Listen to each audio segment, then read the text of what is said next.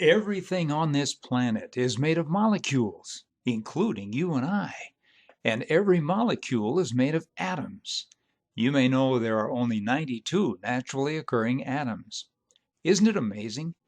Everything we see or touch or taste or smell is made of one or more of only 92 naturally occurring atoms and the way they are connected in molecules.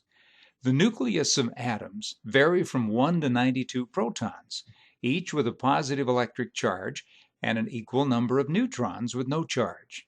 Orbiting around the nucleus are electrons with a negative charge.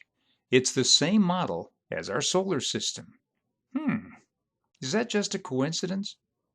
Have you ever held magnets and felt how like charges repel and unlike charges attract? Well, here's a mystery. Why don't the like-charged protons repel and destroy the atom? They not only repel, but at the same time, they're being attracted to the orbiting electrons and away from the nucleus. Why don't they crash together and destroy the atom? Why don't the like-charged electrons repel, fly off in all directions, destroying the atoms? Are they held by the attraction of the protons with speed and centrifugal force, keeping them in orbit? But that requires mass, and science says the electron has virtually no mass.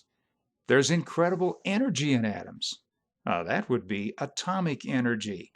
An atom bomb splits the enriched uranium atom in only two main pieces, with some smaller pieces that mostly keep the chain reaction going. And look at the energy released. What if every particle in every atom on Earth split apart all at once? So then, how do the atoms stay together? Well, science calls it a strong force, or a mysterious force, which means no one really has a clue. Where did this mysterious force come from? And why are there positive protons, negative electrons, and neutrons with no charge in the first place? Where do they come from? Where does all that energy come from? Where does the speed of the orbiting electrons come from? Where does all the complex programming come from that is evident in all these molecules, and especially in life? Science still can't figure out the programming in a single cell of your body, of which DNA, with all its incredible complexity, is just a part. Would you bet your life there is no God, or that there is a God? The Bible says God created this universe, this planet, and all the life on it. It says, in him all things hold together. Colossians chapter 1, verse 17. Speaking of Jesus Christ, whom the Bible declares is God. John chapter 1. This is the laminin molecule, the one that holds things together in your body. It's a cell adhesion protein molecule.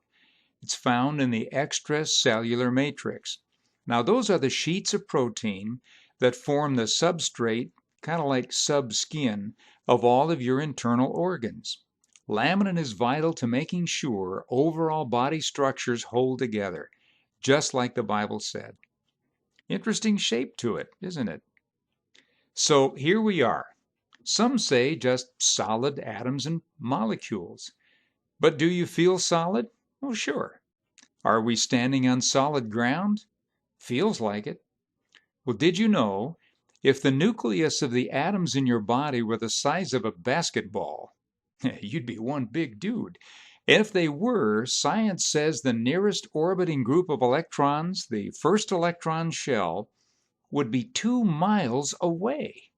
Imagine, the atoms we are made of and everything else is made of are way over 99% empty space.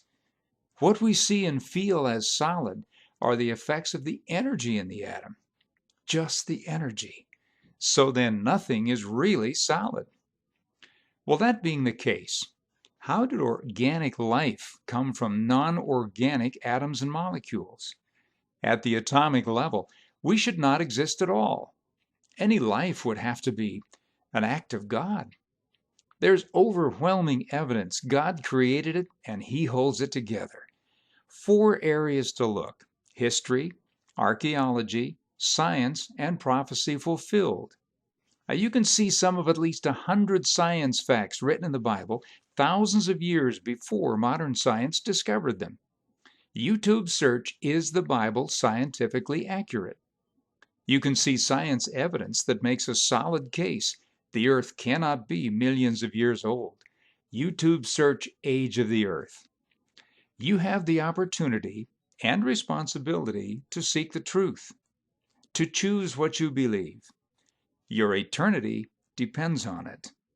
See if you can define truth without God.